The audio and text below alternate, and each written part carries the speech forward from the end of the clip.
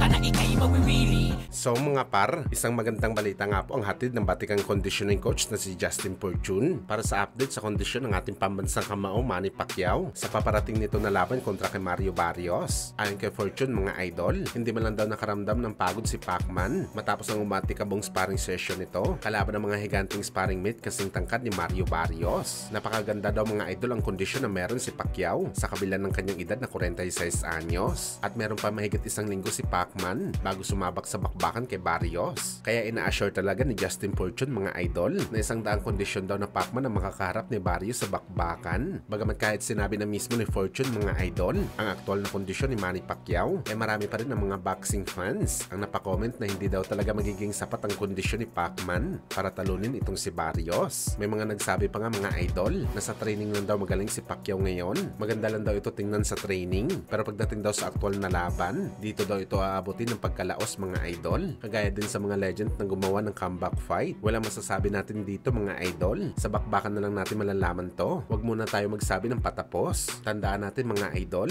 may kamay din si Pacman sa laban nito kay Barrios. Lahat talaga pwede mangyari sa boxing. At minsan na tayo ginulat ni Pacman at naniniwala tayo mga idol na kaya niya pa rin ito gawin sa laban niya kay Barrios. Samantala speaking sa training ni Manny Pacquiao, nagalit naman si Boss Manny sa isa sa mga training nito sa Wildcard Gym kung saan sinasabihan na siya na maghinto na ito sa shadow boxing dahil na-consume na nito ang kanyang oras sa ensayo. Nagre-reklamo si Pacman mga idol sa kanyang team bakit daw pinatay ang timer na hindi pa daw siya tapos mag-shadow boxing, kung saan si Pacman mismo ang nagbuhay sa timer at sumabak ulit ito sa shadow boxing. Dito natin masasabi mga idol na isang tunay talaga na halimo si Pacman. Bibihira ka lang makakita ng ganitong fighter. Kadalasan mga idol, nakikita lang natin ito sa mga batang fighter, yung parang hindi nauubusan ng lakas para sumabak sa extrang training. Pero kagaya kay Pacman na isang 46 anyos na, wala talaga tayo masabi mga idol. Halimaw talaga si Boss Manny. Ito ang definasyon mga idol ng isang hard work. Kaya grabe palang naabot nito sa larangan ng sports ng suntukan.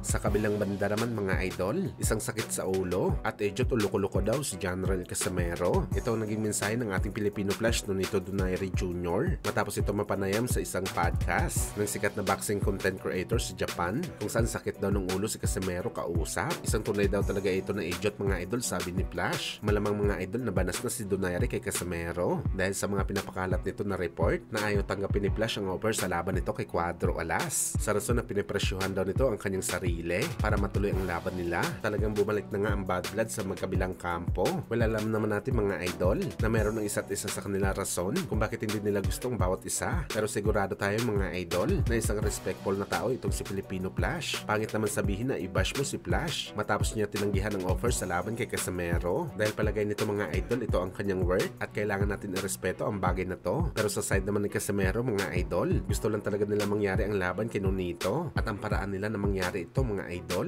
ang i-hype ang sitwasyon sa pamamagitan ng pagbanat kay Flash. Natakot ito lumaban at nagpapapresyo sa kanyang purse money, which is hindi naman ito nagustuhan ni Filipino Flash dahil nga meron ito pangalan mga idol, future Hall of Fame po si Donaire. Kung gusto talaga nila maglaban mga idol, pwede naman pag-usapan ng mabuti. Kapag hindi naman sila nagkasundo, wala na, move on na kaagad, ganun lang yun mga idol.